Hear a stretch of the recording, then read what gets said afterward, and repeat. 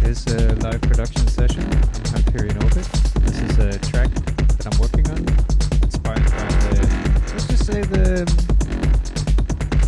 Netherland boys. I've been very into what the Netherland boys and the Netherland ladies, women, gals, lasses. But there's a particular sound in the Netherlands, or a particular openness to, well, it's probably a sound, but I would say more like an openness to sound that I appreciate and I found very inspiring. And yeah, so this is specifically inspired by an artist on Mirrorzone from Delft in the Netherlands, and he's called Sunginam or something like that. I'm not sure. I've only spoken to him very briefly and to tell him he is a fucking genius. Whatever. But yeah, so that's like the basis of this. This is like fully inspired by a dude in the Netherlands.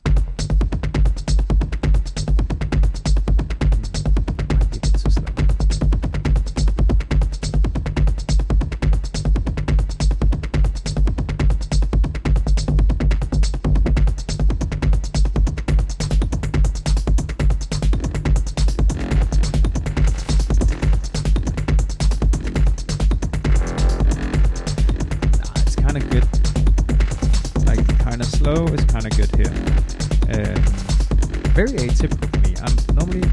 I've been trying to keep myself like not going crazy, but lately I've been like, fuck it, let's just do 170 BPMs.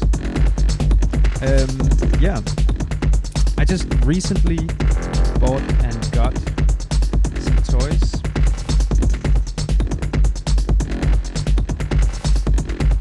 Oh, fucking camera. Well, it's a launch, innovation launch. So I now have like knobs I can do stuff with. I have a bunch of faders and there's a few buttons. And yeah, right now I'm on a factory template 7, because nothing in Bitwig is mapped to. So now I'm like going up and down on fader 1 here, and nothing happens because it has not been scripted into Bitwig.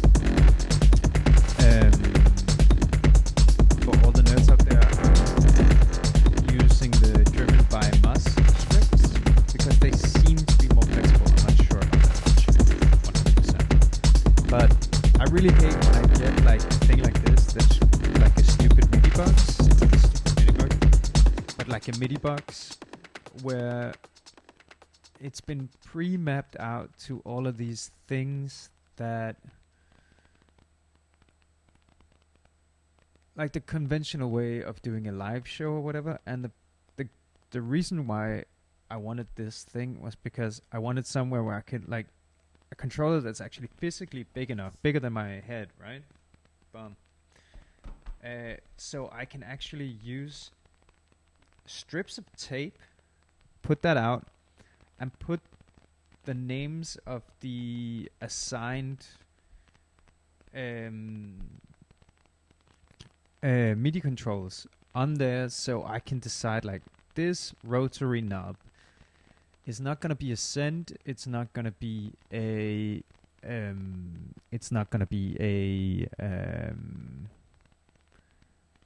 It's not gonna be a send. It's not gonna be a pan pot thing, and it's not gonna be whatever else that they always want to put every single like transport functionality into every single piece of hardware that works with the software. And then they just, in Bitwig, it's frustrating, as in like as soon as you plug it in, it goes like, oh, we need a script, or we don't have a script for this. It's so annoying that they just like hammer in like standard scripts. like I understand that they need to have some pre-programmed scripts for you know, for it to be easy for a lot of people. But yeah, it's not very creative. Oh shit. I'm getting a phone call here.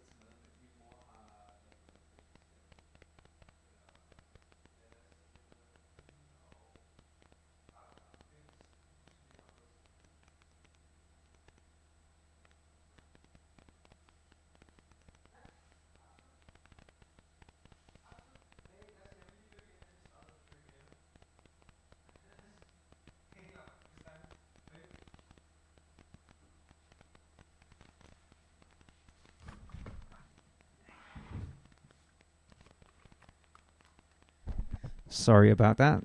Uh, Future plans about a, I guess, psychedelic trance festival, maybe? Let's see. Let's see what happens there.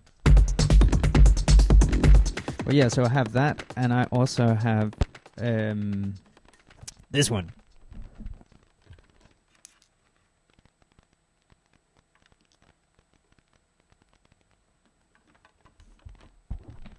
The Pittsburgh Modular Tiger.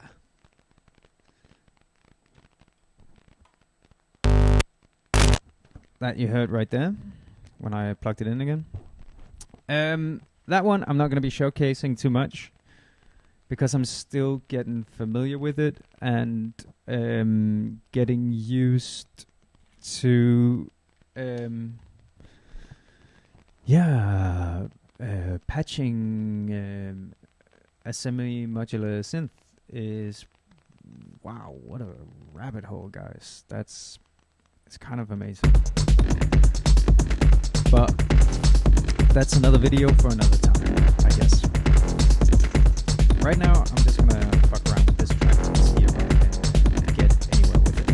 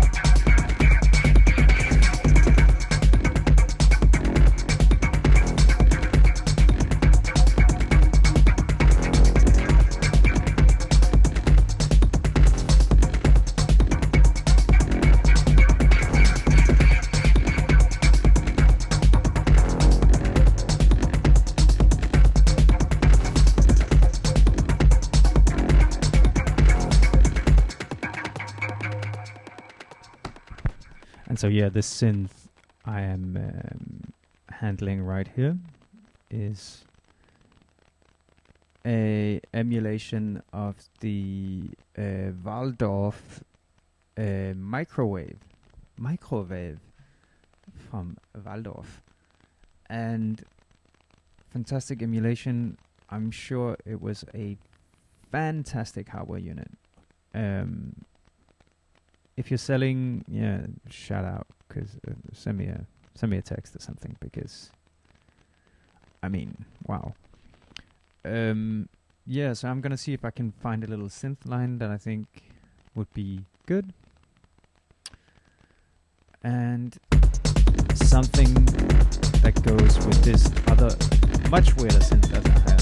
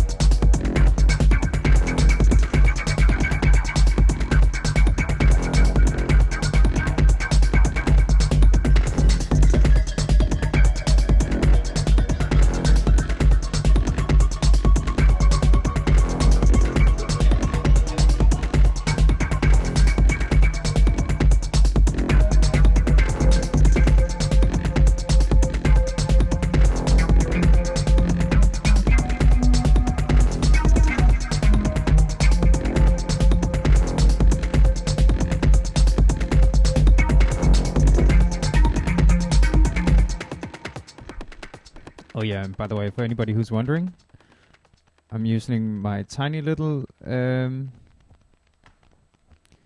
Raspberry Pi keyboard. Yeah, it's weird. I have a keyboard from the Raspberry Pi website. I don't own a Raspberry Pi. But, yeah. It's cool because the little Windows button has a little, not a cranberry, not a strawberry. Frambuesa. Frambuesa. Es una frambuesa. I don't remember. Jesus Christ, I don't remember the English word for it right now.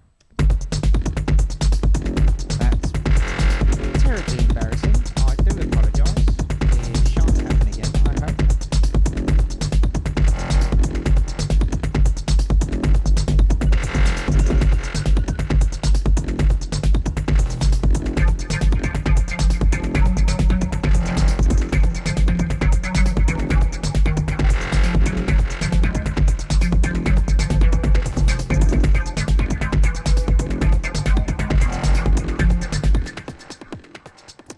I'm getting into the I'm getting myself into trouble here because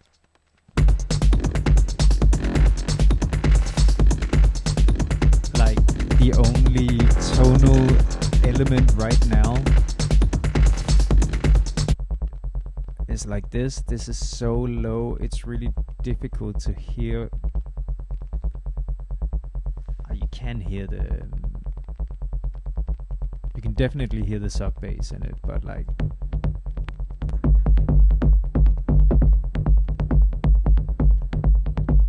kick kinda eats a lot of the sub here. I'll have to look at the phase alignment and all of that later. I think we're pretty fine. Yeah, it's fucking right in there with there's no phase fuckery here. And when I say that, like, it's this area here in this, by the way, is Voxengo Span. It's a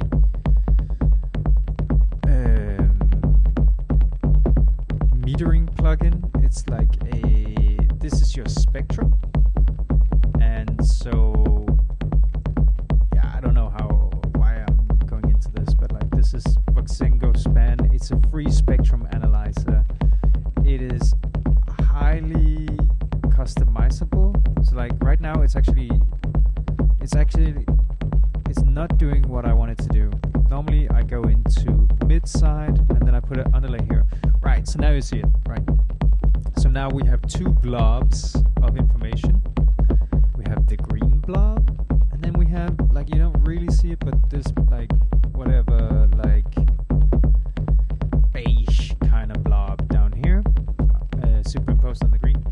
And so the green is everything that's in mono in your mix will show up as the green. So like you can see here around 48.3 hertz, there's a lot of information going on. And let's see, it goes to minus, oh, if I could just, goes up to minus 26.3 kind of a thing. So that tells you that's where a sub bass and kick and all that stuff, and it has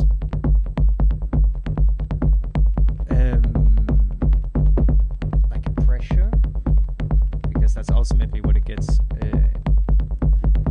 Outside of the speaker, this would be like air pressure at around 48 hertz at minus 20 something decibels, right?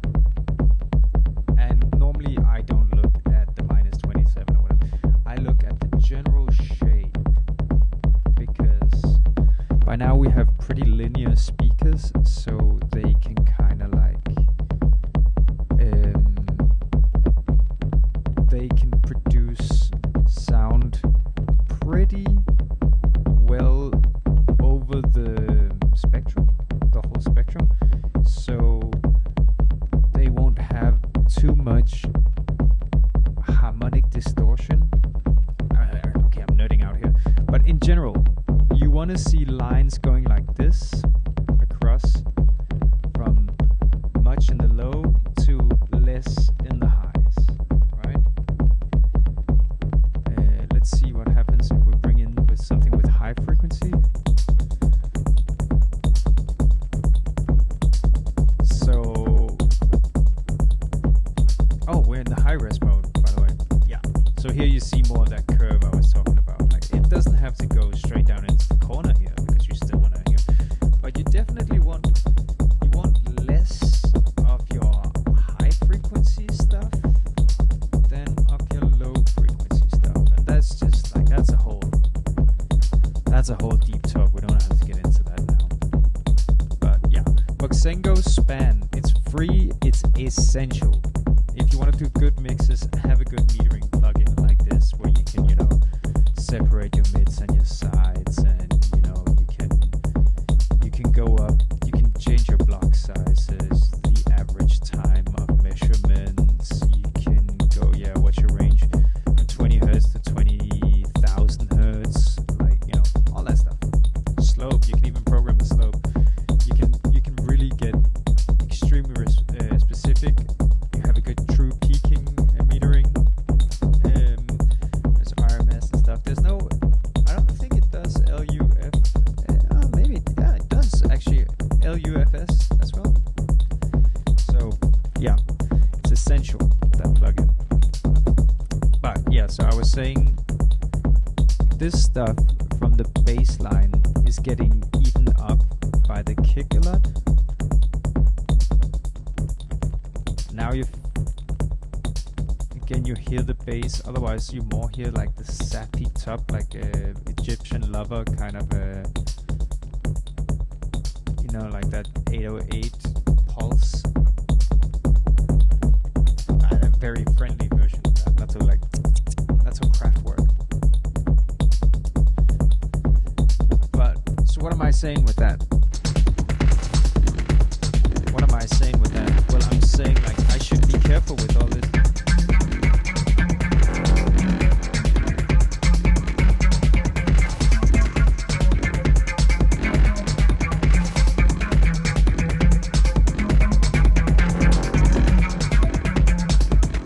Because there's basically no other harmonics in this track right now than the kick and the bass. So we only have like sort of like, let's just decide that it's kind of a root note that's somewhere around E.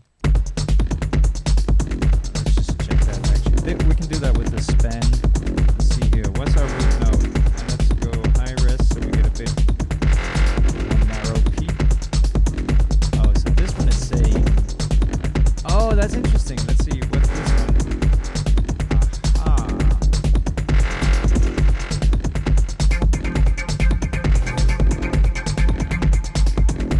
Yes, let's check what is going on here. Oh shit.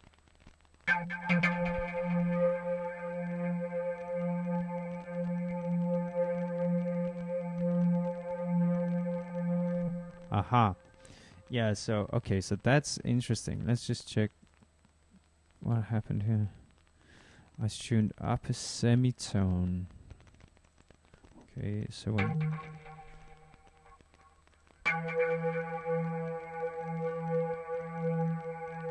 Right, so now when I press the E button... It's an E. Okay, so let's see.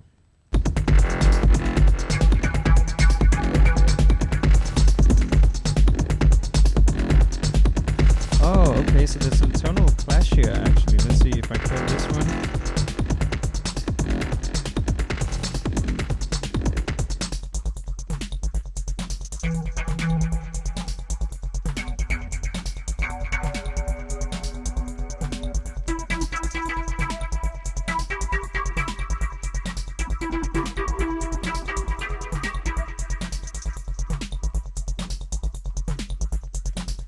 Something's going on. I can't figure this one out.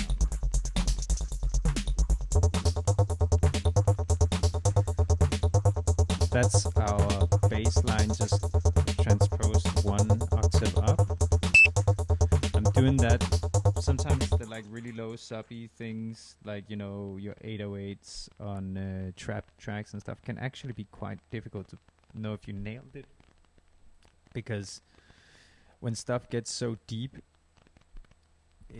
the wavelengths are so long that they can kind of cheat you into thinking you're in tune, but you're more like in the ballpark, kind of, and you're just more like feeling the energy of it. And sometimes it sounds cool when something like that is kind of dissonant and stuff, but like, you know, so it's a good common practice when you're doing bass lines, like do it at the octave you want the bass line to be, and then like transpose it up like a couple of octaves or one octave, just to see if you kind of nailed what you thought you nailed. See, like, does it sound correct when it's pitched up? Yes. Well, what do? You pitch it down again, and then you like, there you go, that's your bass line. Does it sound like shit when it's pitched up? Well, then it's also actually sounding like shit when it's pitched down. You just can't hear it because your ears are having a hard time getting the definition to kind of like, you know, follow the bass line proper. But yeah, if it sounds good, it sounds good. But like, you know, you might be playing the wrong notes, brother.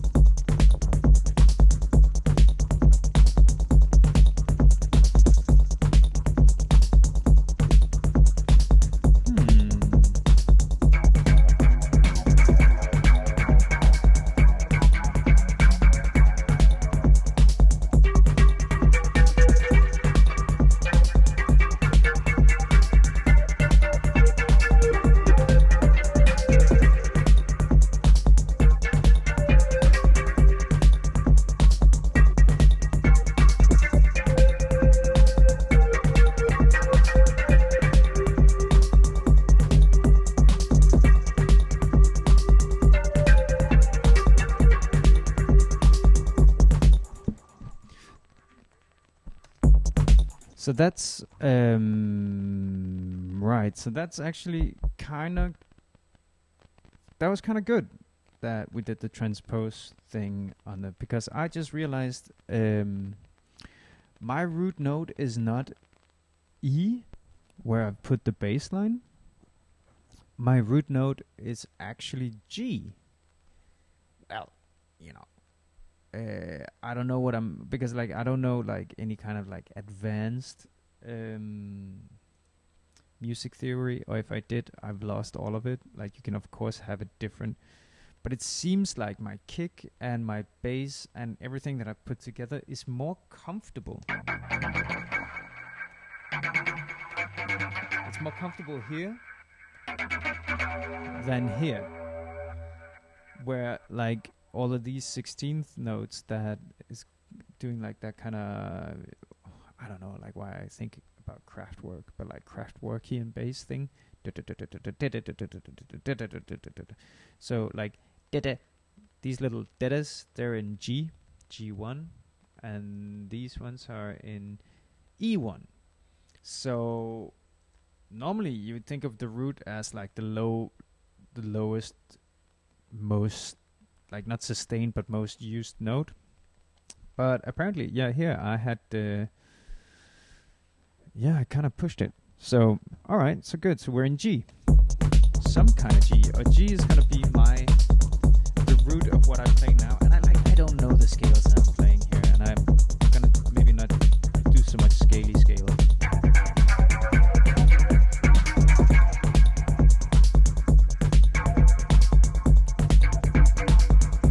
G is good. I like that sharp thing. You just go half a step up. Not half a step, you go a step up, half a tone, like a semitone. That's a nice little.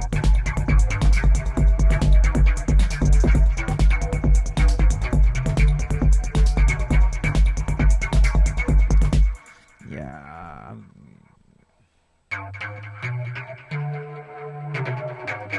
I guess that's some Phrygian action. I was talking shit on Phrygian the other day because I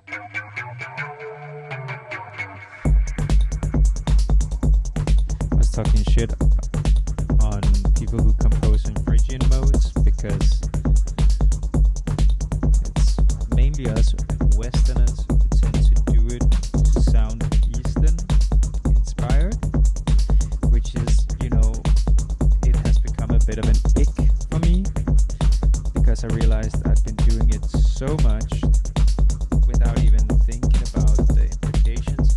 And I would still talk shit on Hans Zimmer for using a lot of these kind of modes when he's composing for films. Because if there's anybody who's fucking Easternized Western horseshit and saviorism, it's fucking Hans Zimmer. I'm sorry, like he does the same soundtrack every time. It's good. That soundtrack he does is good. Come on, Denis Villeneuve.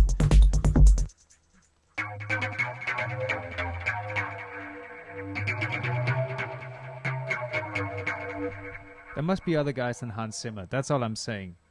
Is he that amazing? Is he that amazing? Is he so amazing that he should be like traveling around the world, filling up fucking concert halls for like symphony orchestras? Like,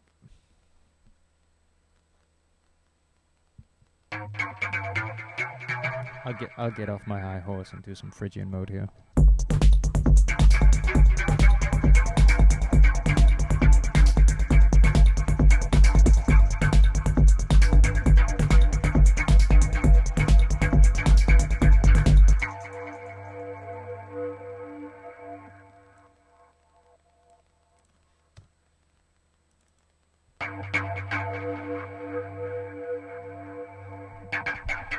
Oh god, we're at octave 5. It's for sure down here we want something, or maybe even... Alright.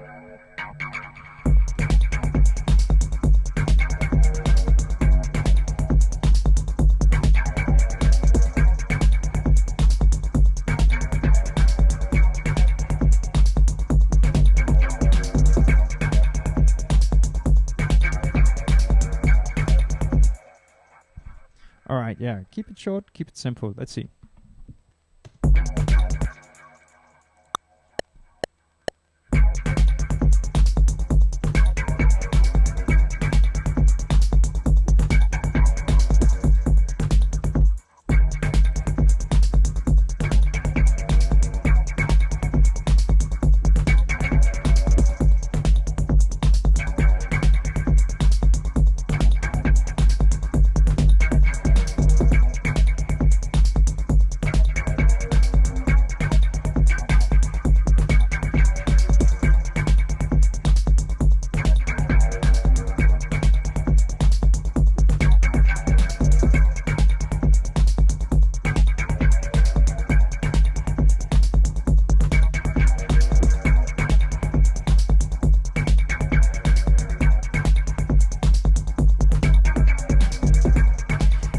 So even though I've already heavily quantized this this track, I didn't manage to nail that very well at all. But okay, who gives a shot, right? Okay, now comes for me a more fun part. It's like using my new toy here with all these knobs and stuff. And let's just start making some mappings here. The way you do that in Bitwig is that... Oh, shit. Well, behind my dumb face, there's 5 little logos. There's a piano thing. If you click that, you get up like some weird alternative piano roll here. Some kind of... I don't know. Yeah. Fucking bullshit. I'm not sure really. Then you have a little speaker, so you get you can like kind of do some monitor choices and stuff, which is very cool that that's built into Bitwig. I must say, very cool. You get your project panel and you get your search bar. But also, there's an icon that's like a little hand doing something like that. It's kind of like, it reminds me a little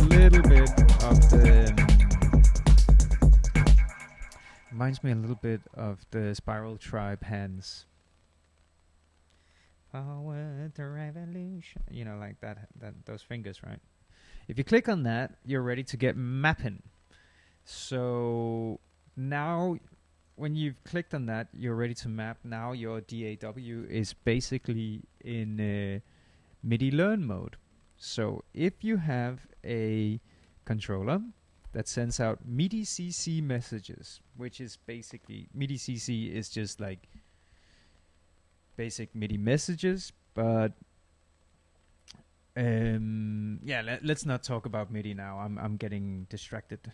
But okay, so what do I wanna like fiddle around with? So we have this one, like we have the 4 macros.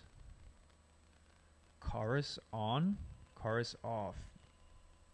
Like, I guess chorus is just gonna be on, right? For my money, I don't see any reason for the chorus to be off. Let's see. Oh, that stays on. That shouldn't be a macro. So we're not gonna do anything with that. Okay, so we have the...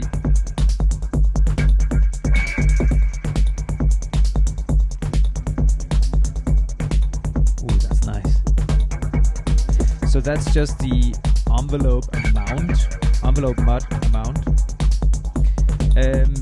So this is on any fucking subtractive synth you're ever going to use. That's going to be, if there's a filter on it, there's going to be one of those on it. So yeah, that's an essential. Okay, so we have cutoff, filter resonance, and the envelope amount. So this is a very, very classic, like,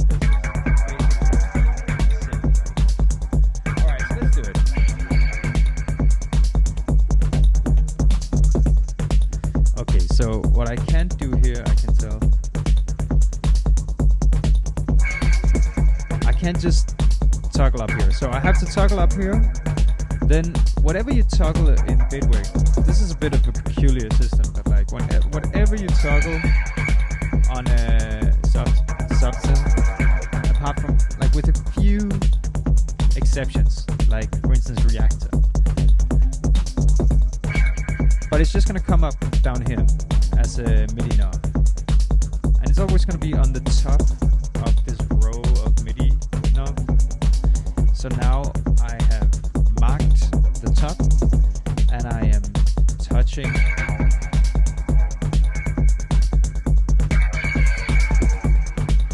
so now I can do all that Tomorrowland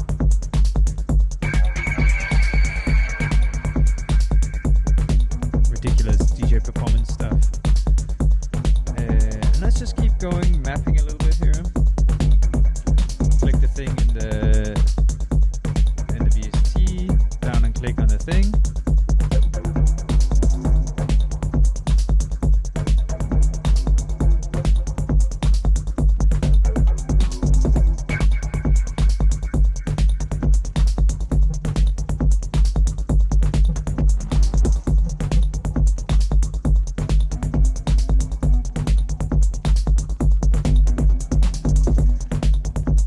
That covers the filter section.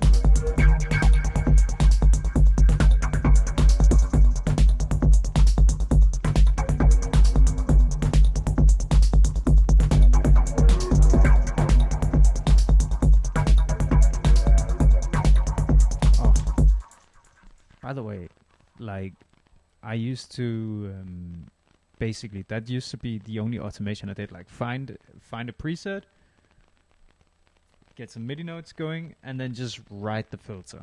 And you know, like that's a huge part of electronic music from the 90s and stuff, is basically that was it. Buy a box, buy a keyboard, just go through plugins, find a plugin where you can write the macro knobs, and yeah, make a track, make millions. Make millions. At least make a good amount of like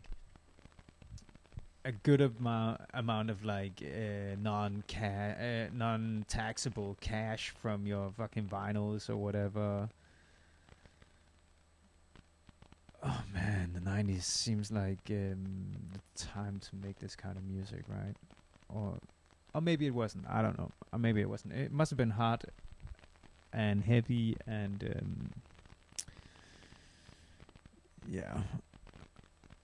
Yeah, I don't know, but like sometimes I feel like, you know, all the low-hanging fruits are gone, apart from all the low-hanging fruits that people are eating now, which is like kind of a regurgitation of the old low-hanging fruit. Like, let's not get into that. Sorry.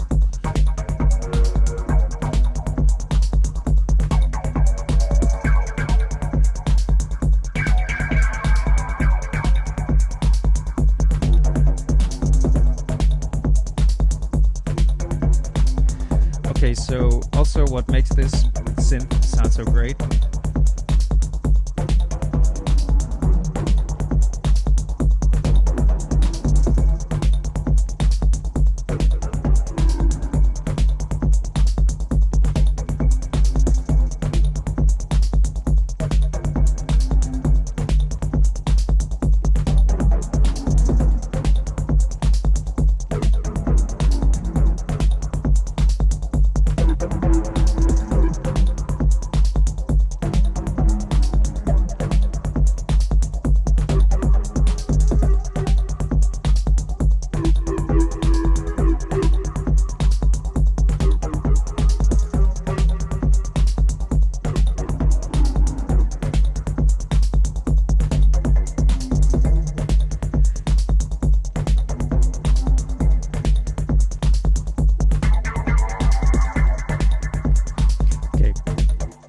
So, okay, so that's good.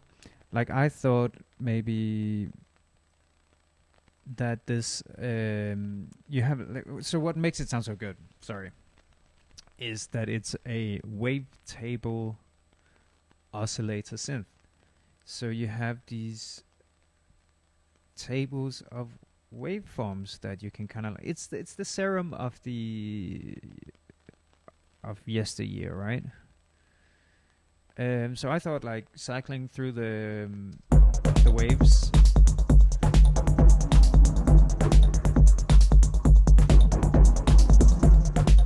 But honestly, with the sub that's so much lower than the higher part of the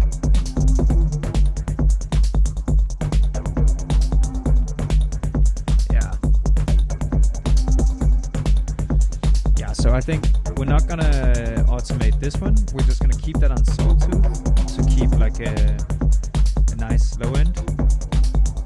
And you can see we're cutting a lot of the low end out anyways. But it has a nice kind of, not too bad to keep it.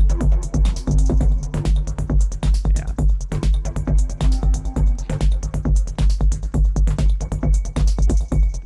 Well.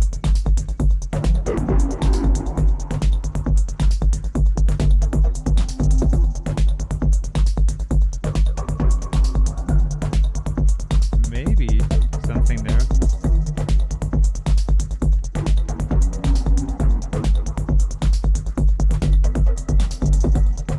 Yeah. Alright, so the next thing we're gonna map is wave to wave start. Let's just do that. Let's put it right next to the filter. So what if we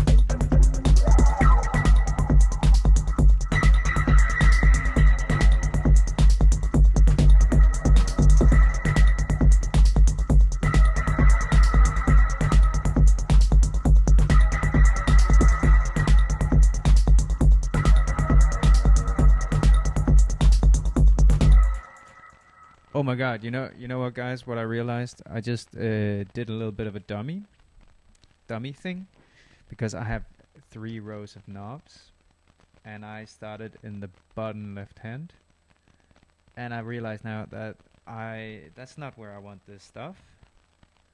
So I am just gonna delete that one. That was this one, right? Yeah, that was start wave. I'm gonna delete that and move it up 1 row. Yes, that's good. Okay. Let's see if I move. That works. This works. Oh, this doesn't work anymore. Oh. Oh, okay. I've been completely. This one I'll delete. I'll take that one instead. Yes. So now we have start wave, envelope.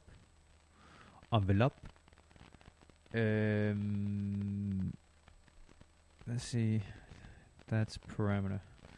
Let's delete that one. Move it up 1 row. There we go. Let's see this one. Let's remove that and move it up there. Yeah. Nice. Because the reason why that's important for me is that then we can go over to the filter envelope over here. And let's just map that to the row underneath. Like where I originally put this. And by the way, this little number that pops up whenever I touch a fader or in this case rotary knob,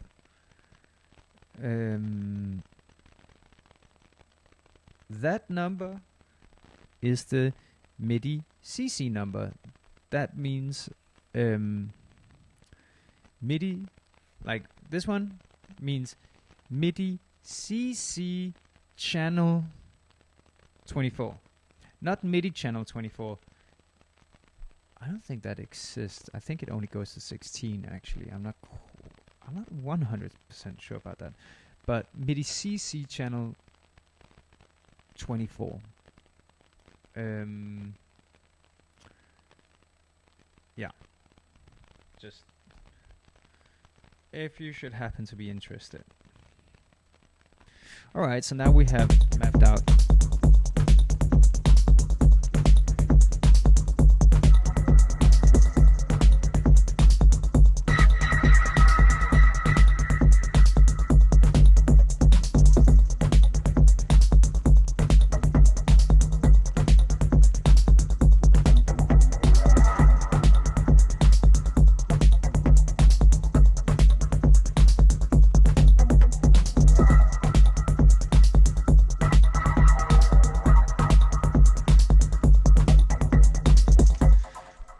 Because that's nice. Because now we have, let's say, this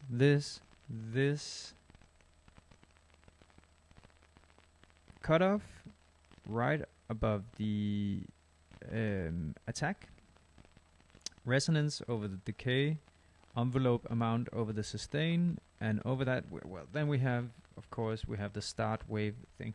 But that means we have like filter control, to me, makes sense as a section with like 4 knobs over here. So I could put, you know, say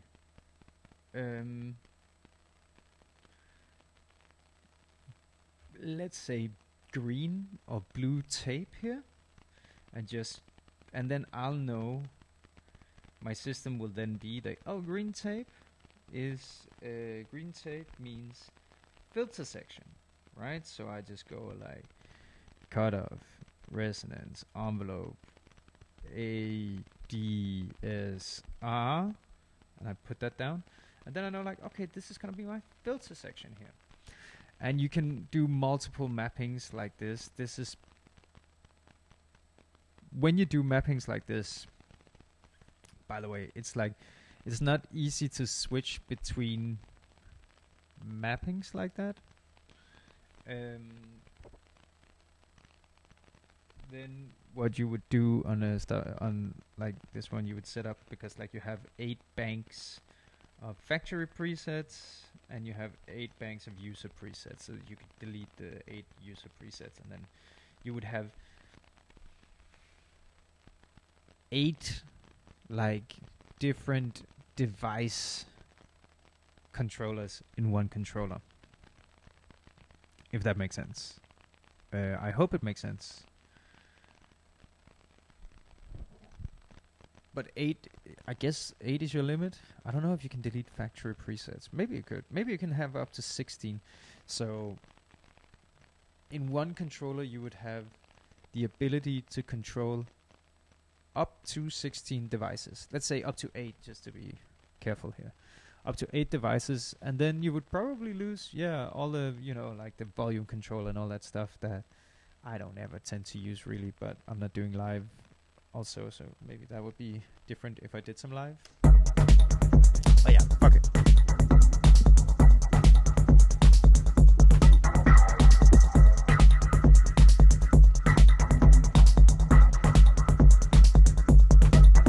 Alright, and let's just do the amp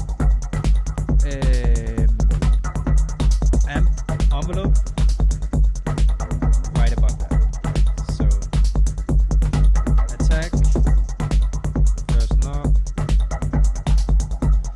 decay, second knob, sustain, third knob, and release, fourth knob.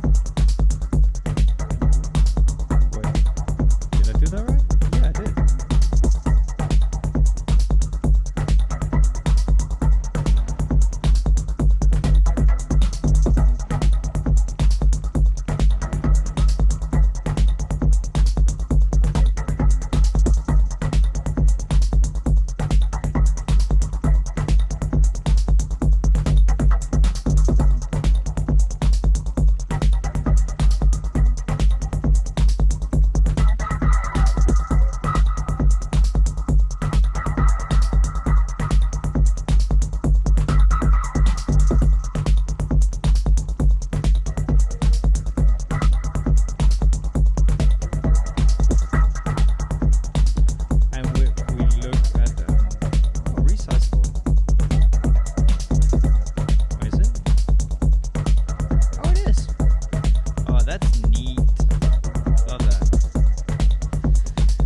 Here in the controller mapping, you can set, you see you have all the different values here.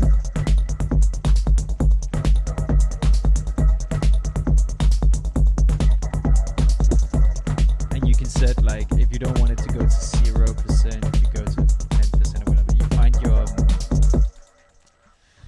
what is called, like the golden spot, the good spot. You find that.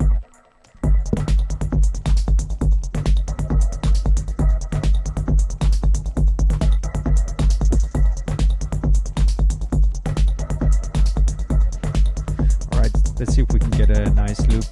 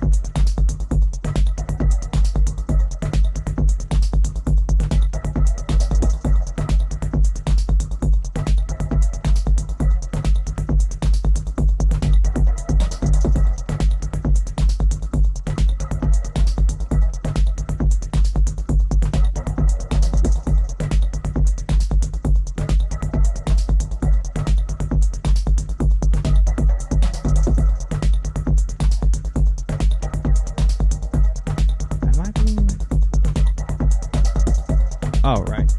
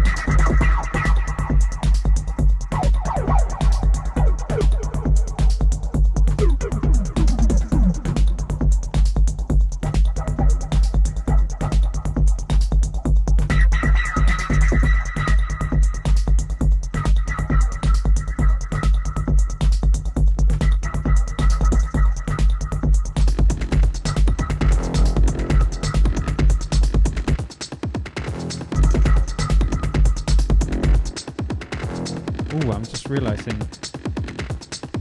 maybe that's like all. Remember all the confusion I had in the beginning of this whole thingamajig about the notes and tones? Yeah, some of it might come from here. I'm just realizing.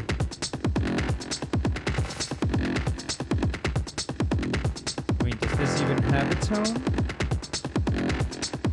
Definitely does.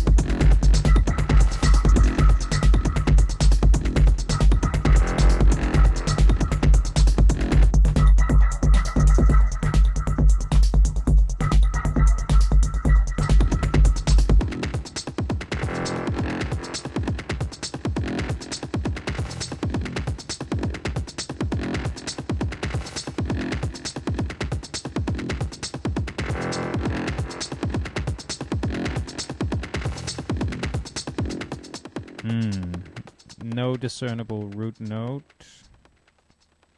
Also, what am I? Oh, I'm being very...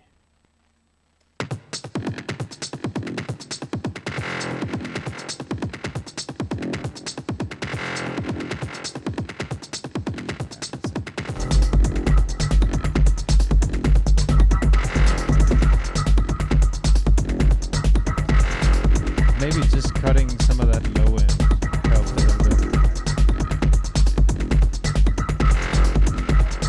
Oh yeah, by the way, look at that. So I was gushing about this spectrum analyzer before. So why is it good to have a spectrum analyzer, especially one you can look on the mid and the side?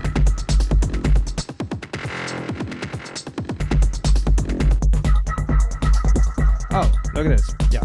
So here, oh, we have a little bit. I think that must be from this one.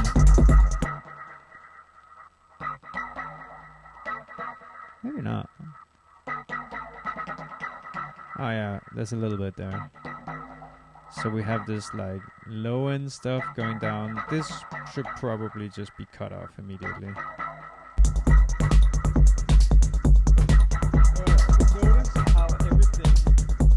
Notice how everything is like above 100 hertz for all the side information, all the stuff that is to the left and to the right, with all the stuff that's not dead center.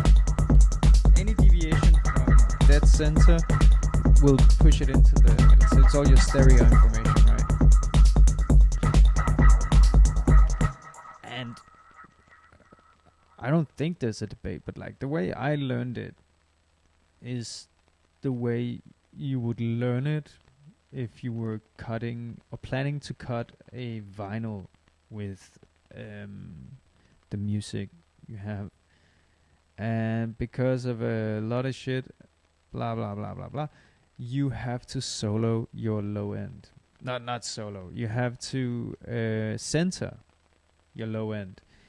So for me, it's like anything below 100 hertz, I just want a dead center in the middle. I'm not fucking around with the phase in my kicks, in my subs, in my tracks. I don't want any stereo information in that, because honestly, I want my music to be able to be played on any kind of big speaker stack.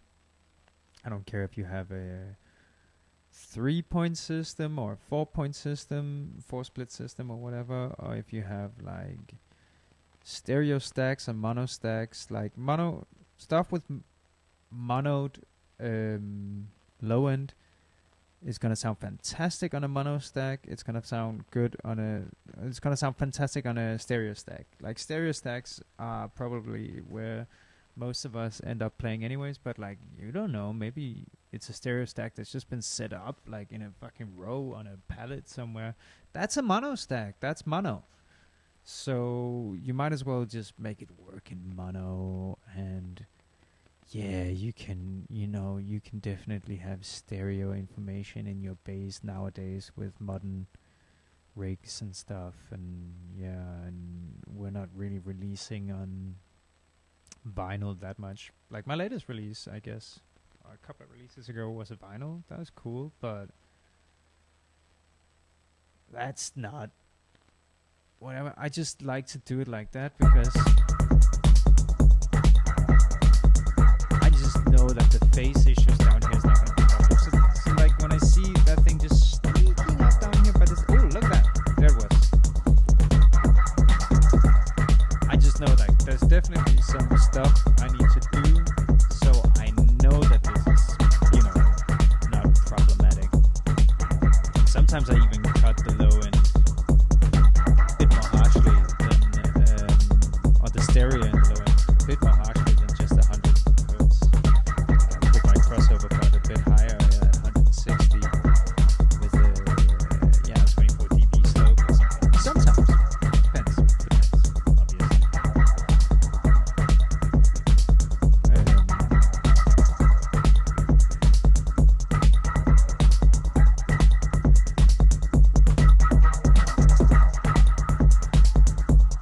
Alright, let's see if we can get something cool going with the weird synth.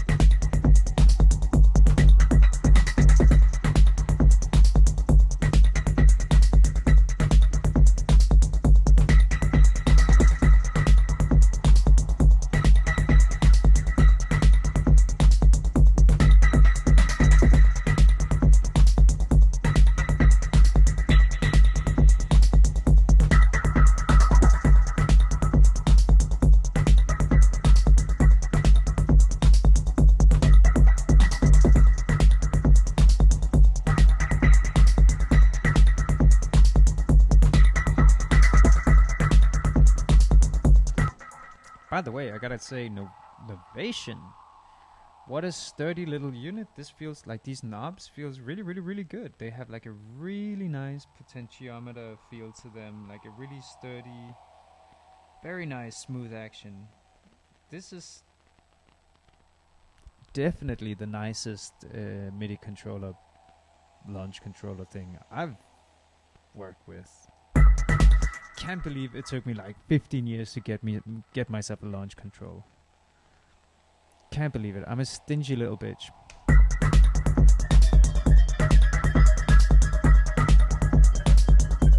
Oh, you know what? Yeah, so this is mapped to a mud wheel. So that means CC01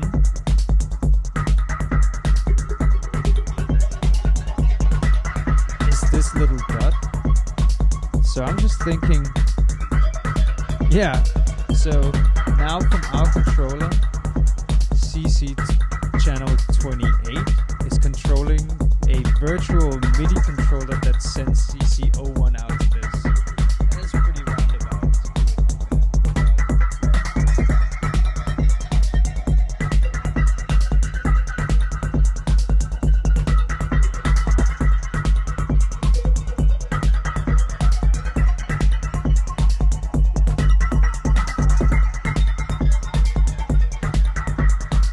But like, at least now I have a physical control to do those like actual Rex tree.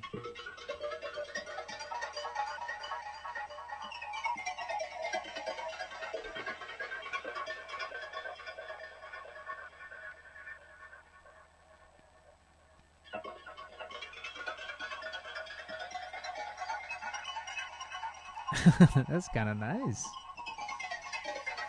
It's like taking your finger and just like ring. And obviously, let's see, G4. Like, obviously, it would be more like.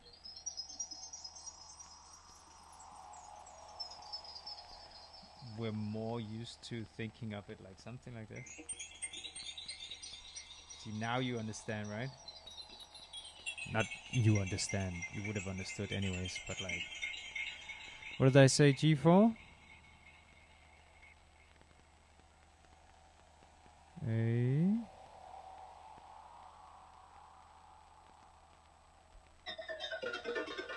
Yeah, it seems to be the same.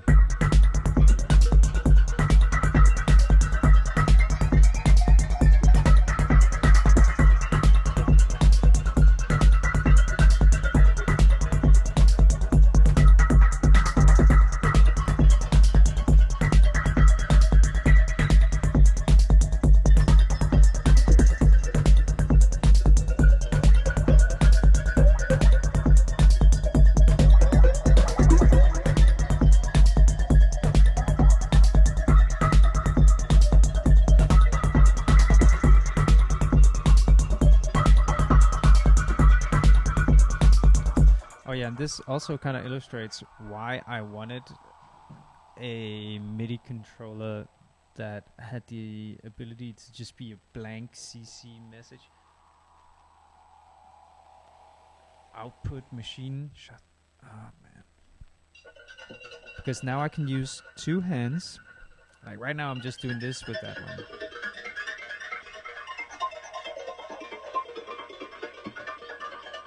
Like that.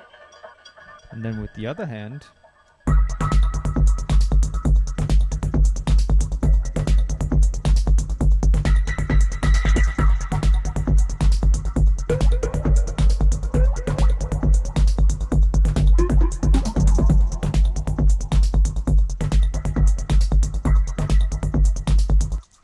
right, so I can kind of like focus on both.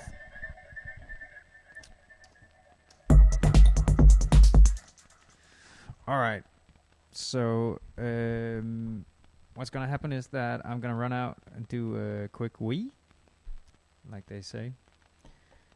Quick little wee, yeah? Get myself a cup of coffee maybe, if there's a cup of coffee, and then I will come back and I'll see if I can record some actual progression in this track.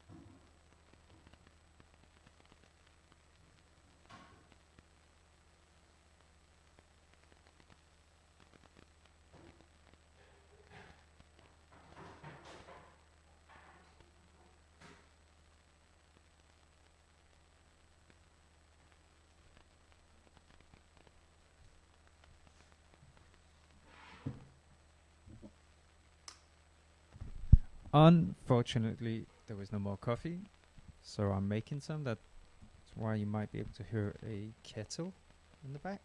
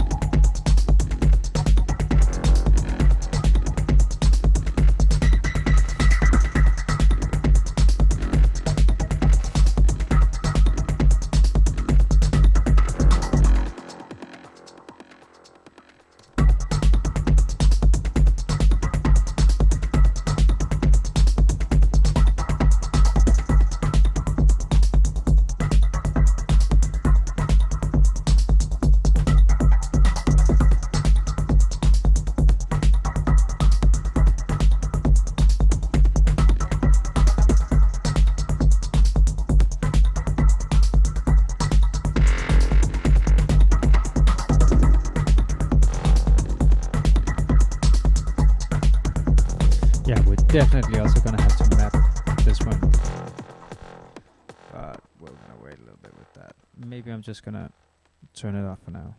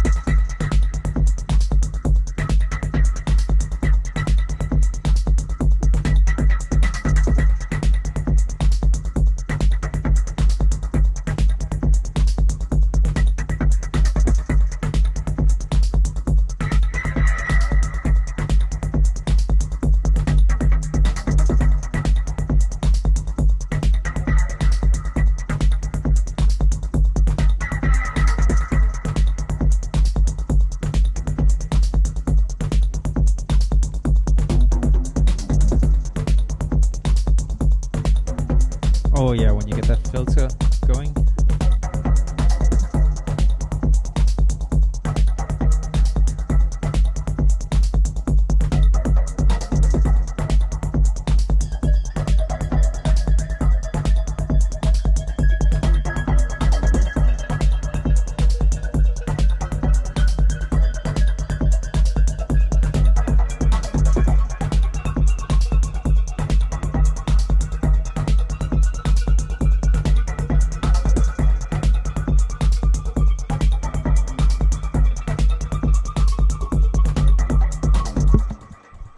Yeah, okay, so I have an idea.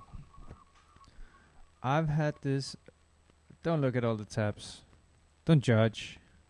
I search for things. Okay, so I've had this video of a very soft-spoken British man tells you interesting facts while you sleep. And that they are run on different lines. And he's going to be talking about space and physics and that kind of book smart stuff. Stuff for people who think with their heads. Other universes, by definition, are not part of our universe and so cannot be contacted. Stuff like that. Yes, very smart. Very book smart. So I was thinking, I'm just gonna find some kind of... There must be a YouTube ripper.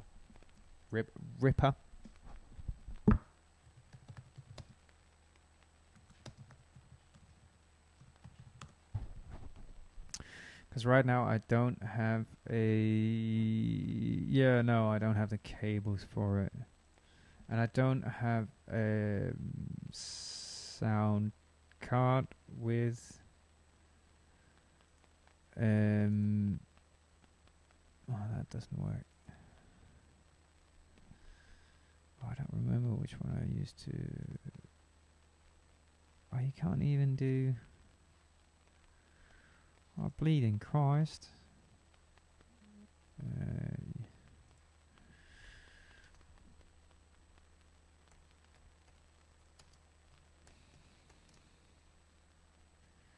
I want time select. I have to do the whole bloody...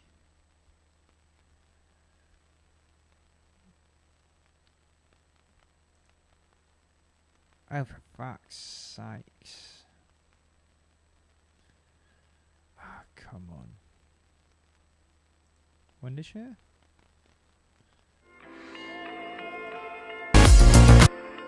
What is going on here? What's going on here then? Transcriptor. YouTube audio. Yes. Lovely. Try it for free. Oh, transcribe. Oh, no.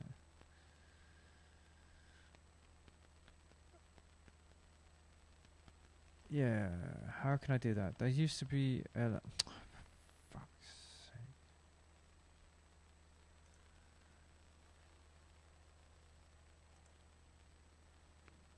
Oh, no. GitHub. You know what? There must be a bloody website where I can do this. There used to be a website. I remember. I don't even know anymore.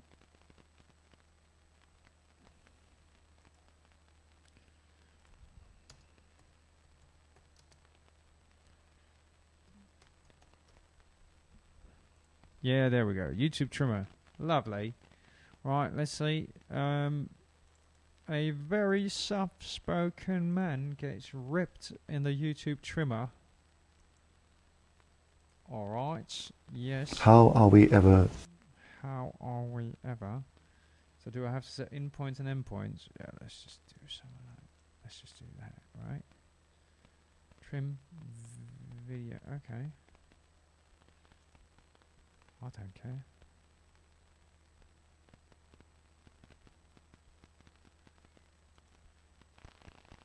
How are we ever to prove that there are universes other than our own? Yes. Okay. How are we ever... Yeah. No. Bleeding Christ. to prove Oh, for fuck's sake, you can't even do it anymore. Fuck it. Alright, no voice samples for us then. I thought we would have a nice little voice sample, nice little loop.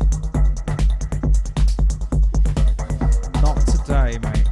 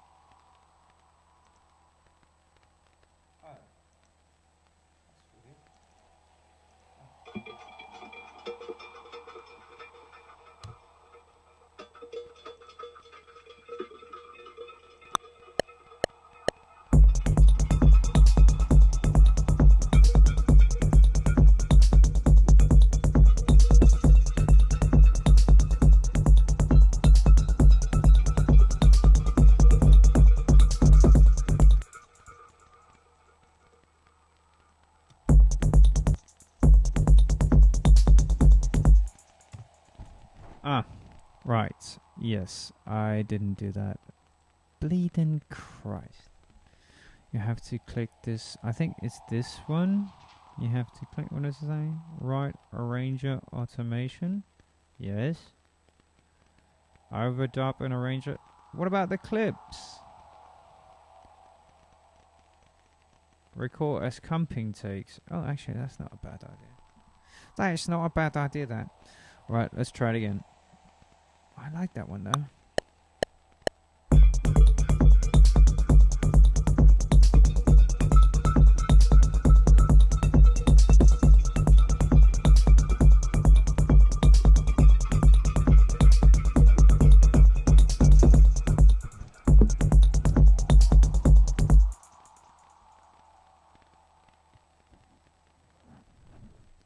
Ow. Now everything that was playing, I wonder which one that was then. Alright, so let's just get rid of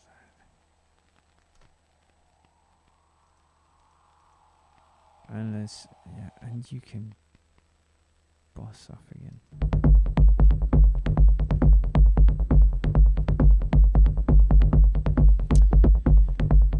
Oh, you bloody tosser. That did not work, which is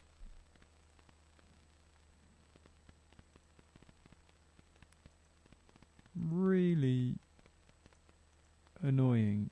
Let's see. Let's do it again.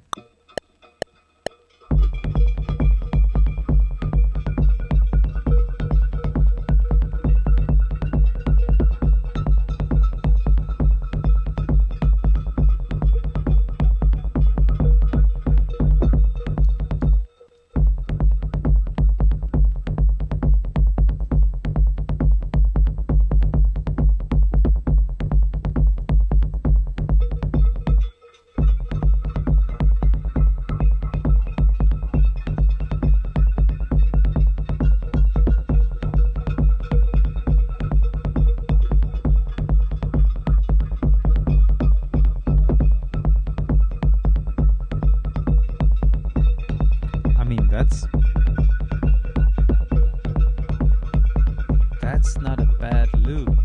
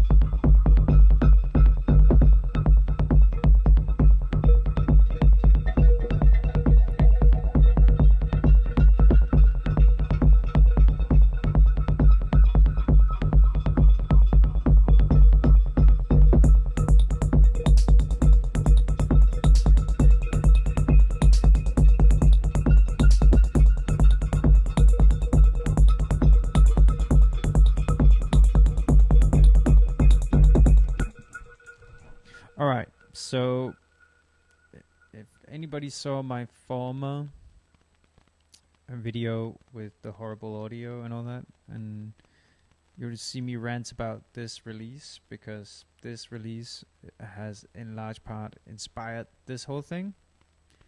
It doesn't sound anything like it, but this was what sparked my interest into the other. Right, he starts it like that. I can just say it again. This guy is a goddamn genius. He's really, really, really good. Absolutely fantastic, this release.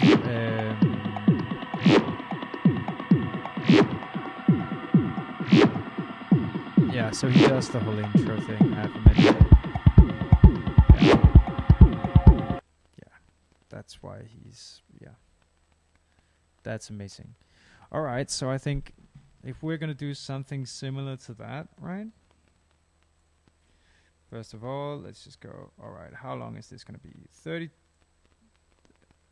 In general, I find the 16 bars... Oh, no! By the way, let's just copy that in there so we have it. Alright, let's see if that... No, exactly. So what you do is... Okay, there's... I think Bitwig could, like, really... Like, this is an annoying little thing with Bitwig. Like, you can... Similarly to Ableton, you can have automation in a MIDI clip, MIDI region, MIDI box or whatever. Where in Ableton they call it modulation. They still see it as automation in Bitwig, but what you do is, like, you have to record it here, bring it in here. Now the looping MIDI CC information is baked into this clip. Now if you bring it out here and then you loop it up, right, it loops up the automation. It does not do it even though you're still looping a clip in the timeline from the timeline, which is, I think, is a bit silly, but that's, you know, that's how it was, right? Let's see.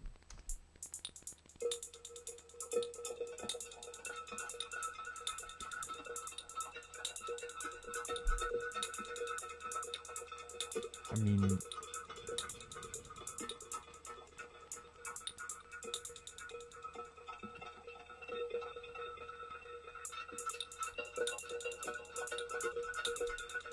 oh yeah, what I found is, like, by the way,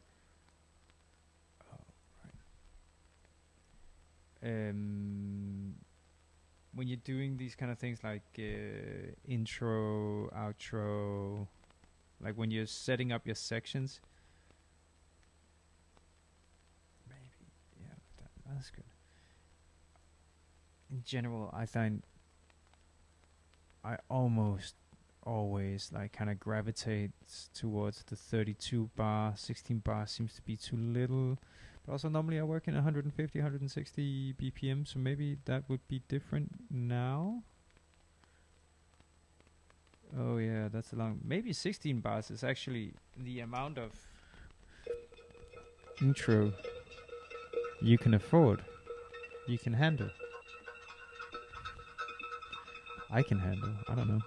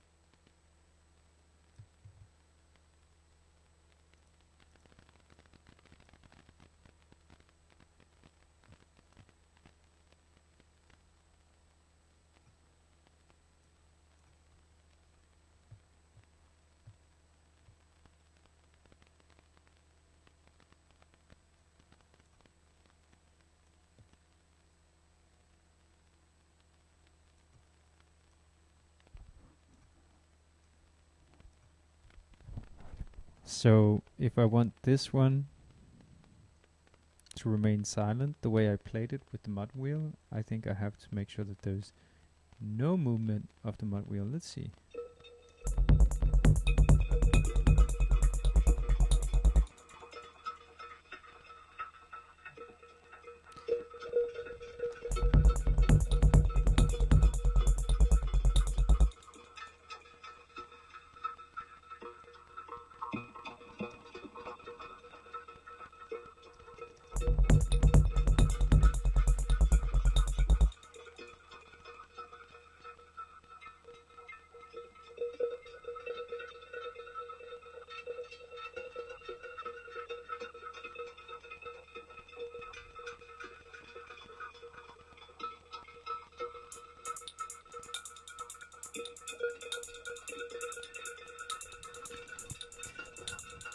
Guys, I still feel like this intro needs a very soft-spoken British man who talks to you while you sleep. What a shame. A shame that YouTube ripping technology has become so decrepit over the years. Terrible.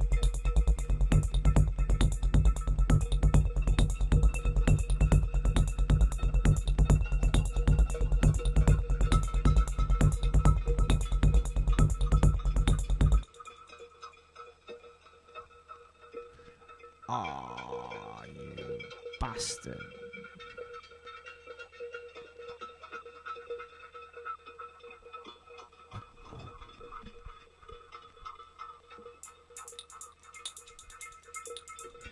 I think I have to come up with some other kind of like... Might have to use the boom cloud here instead of the...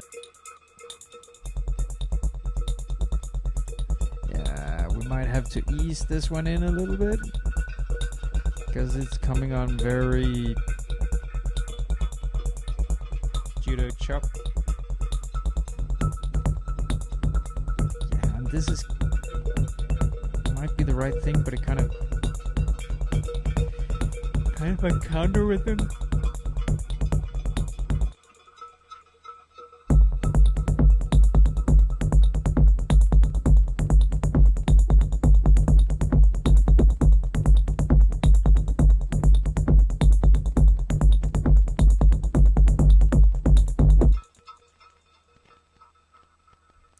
That's fun. Why do they do that? I really liked it though. So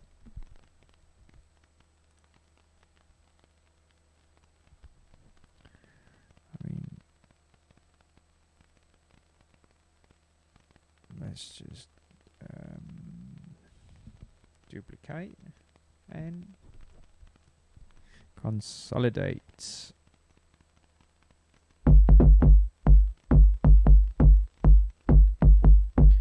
Yeah, because these are different.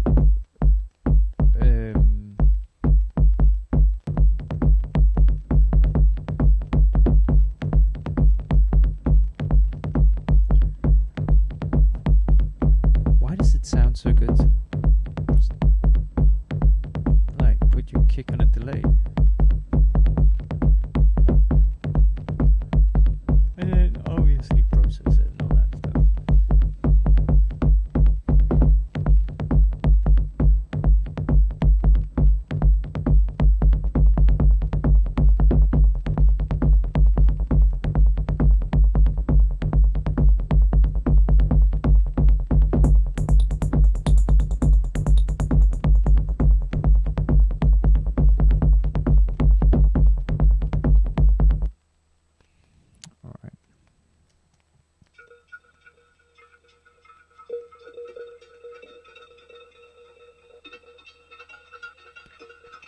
Maybe it should just be way more like...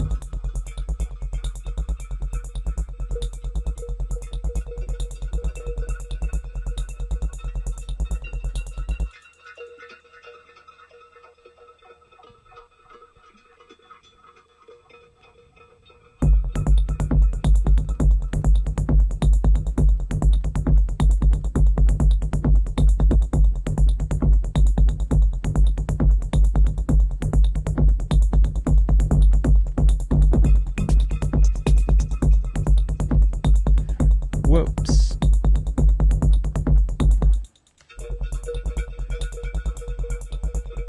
Man, that was... wow.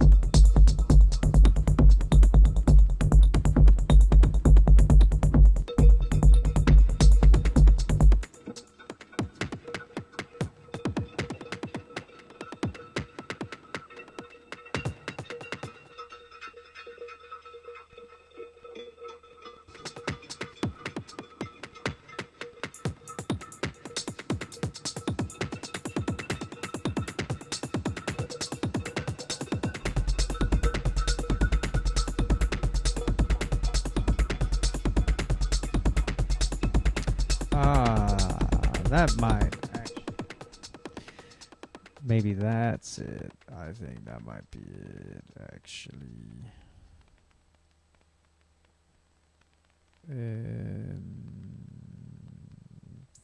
Filter? Please?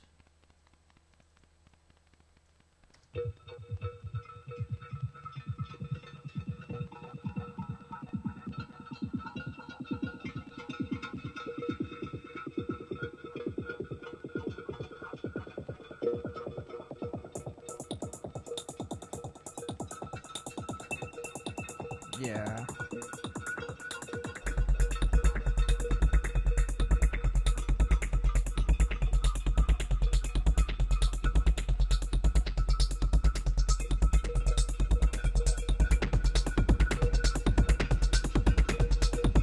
I mean, what a simple filter can do. That sounded really good. It's a bit of a...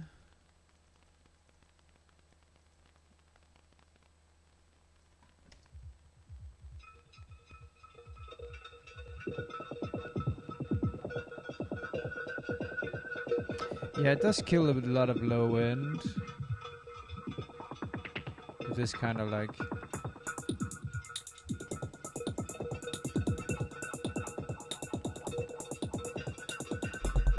That's a Moog. Some kind of Moog inspired filter.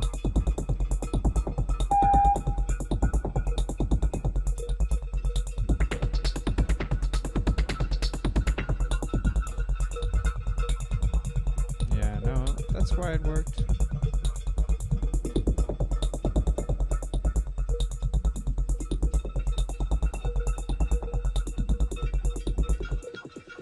Yeah. All right. That's not bad at all, actually. Let's just see here. Oh my god, I'm yawning all the time. I probably have to eat some food. I forget to do that sometimes.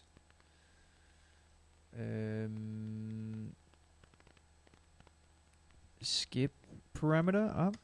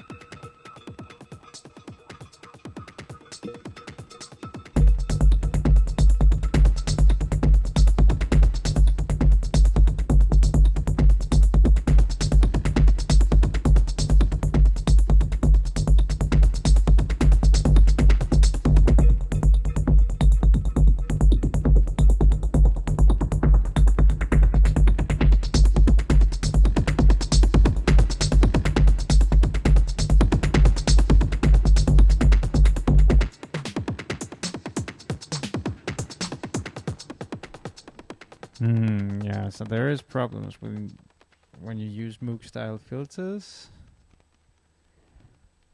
I guess we're gonna live with this one. Oh, Jesus Christ, I'm sorry, guys.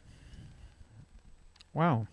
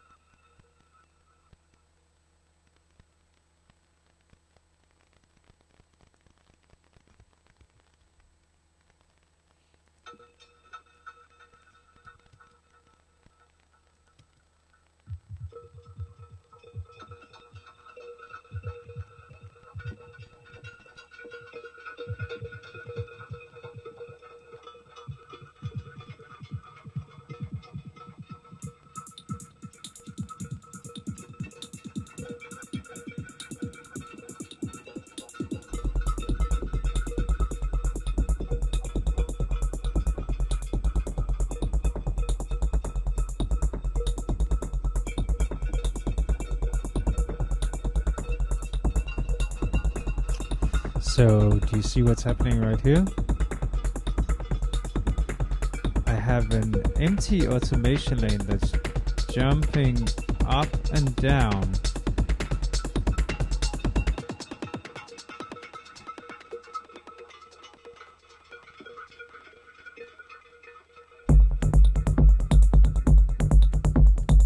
And I have no idea why. It might be because the mouse X is not.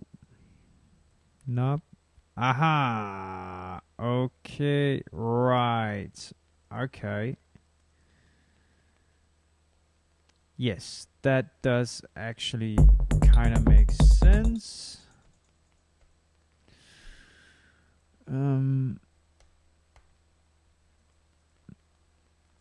Yeah, okay, so this one.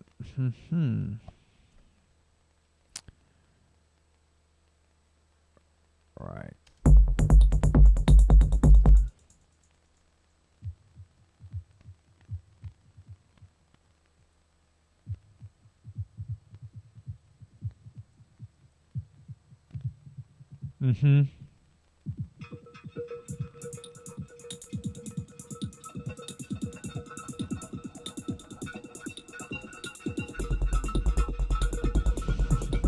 That's so funny.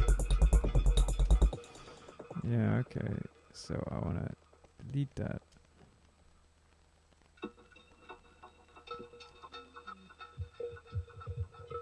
Ah, that's so funny. Okay, it'll always go there. Ah, man. Okay, that means that some additional stuff will have to happen here if we want this to work for now.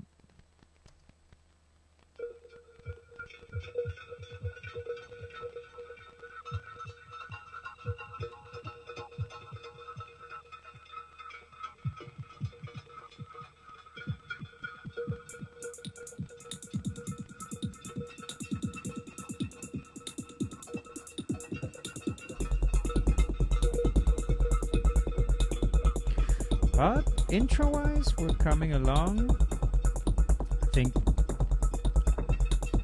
there needs to be some kind of progression to that little hi-hat thing as well, because it's already kind of boring.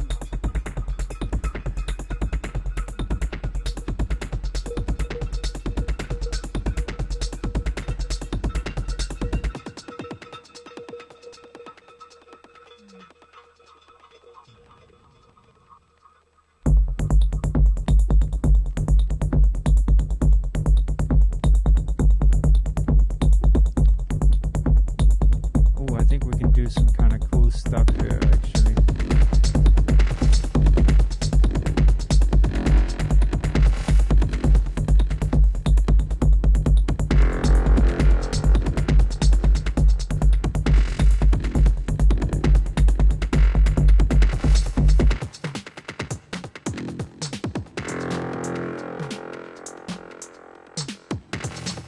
Oh yeah, that one as well.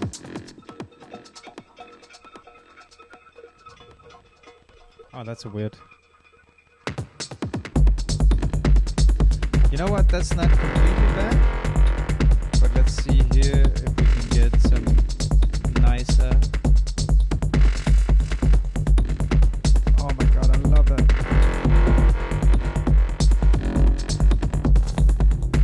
I love the sound of this thing.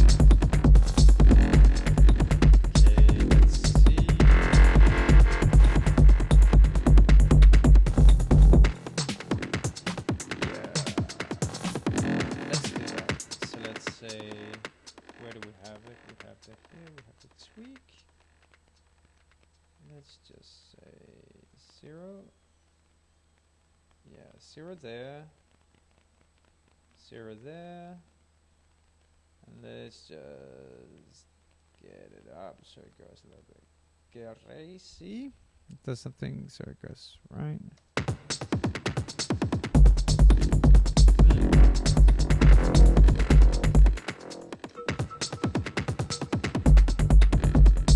Actually, let's just go.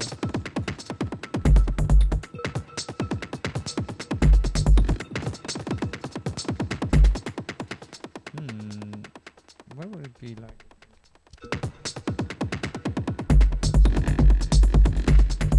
Okay, so I'm thinking reverse 0 there. Let's see what. Actually, let's just like go forward, then backwards, then let's see what then.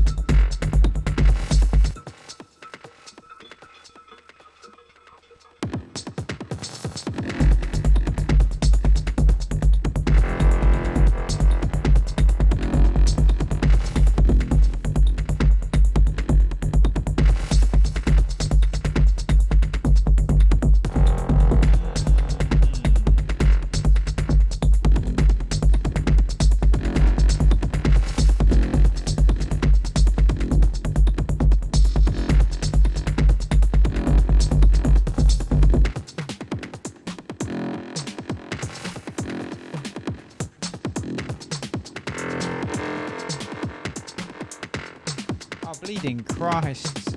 Dummy, Chris. Chris.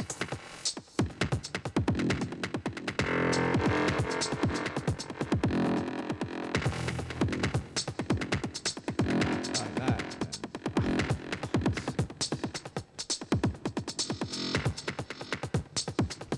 Yeah, that's more like what we wanted. Let's see how that works.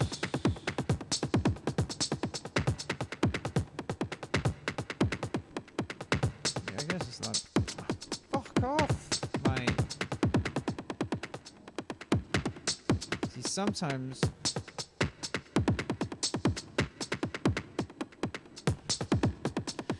Sometimes the best software behaves in a stupid way.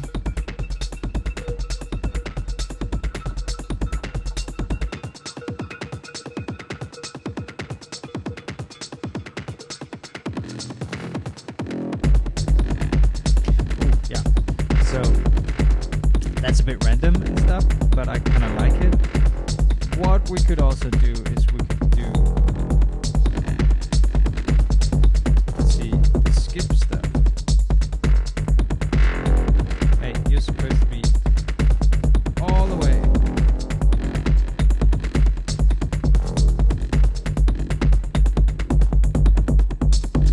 Yeah, it's supposed to be up all the way here. Let's see.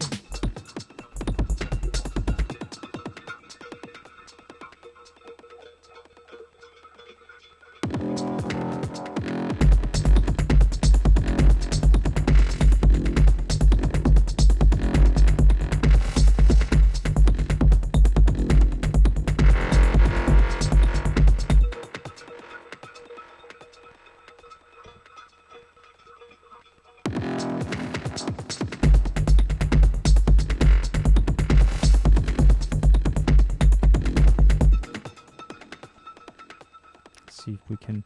I don't know if I like that first initial kick hit. Yeah, I like that. And then let's see this one.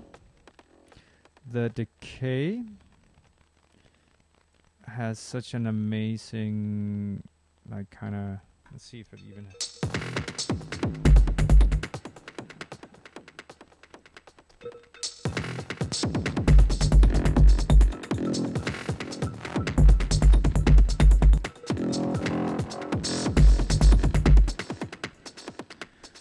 I mean, you just see how much fantastic craziness that's in this particular ensemble is not just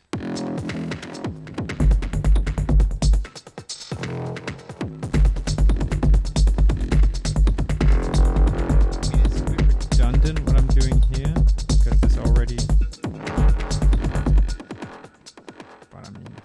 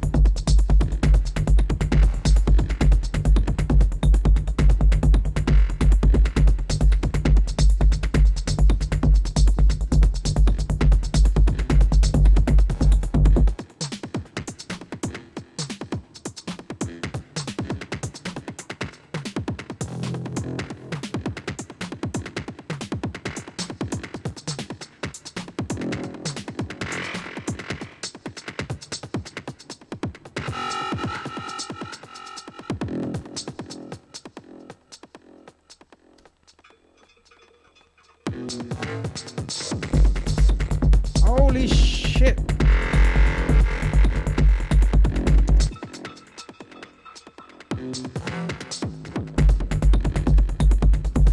I don't even know if I want to like commit to tape, like bounce out like something that would be the same every time because like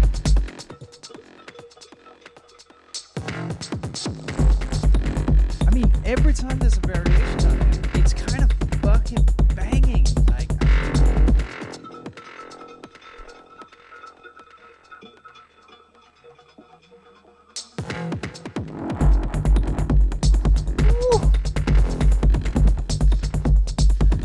I love this plugin so goddamn much. It's not even a plugin, it's an ensemble for a free plugin. God damn, it's good.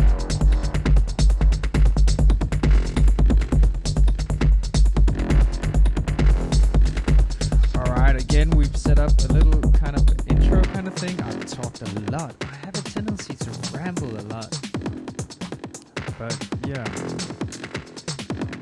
I talked about coffee an hour ago, and I think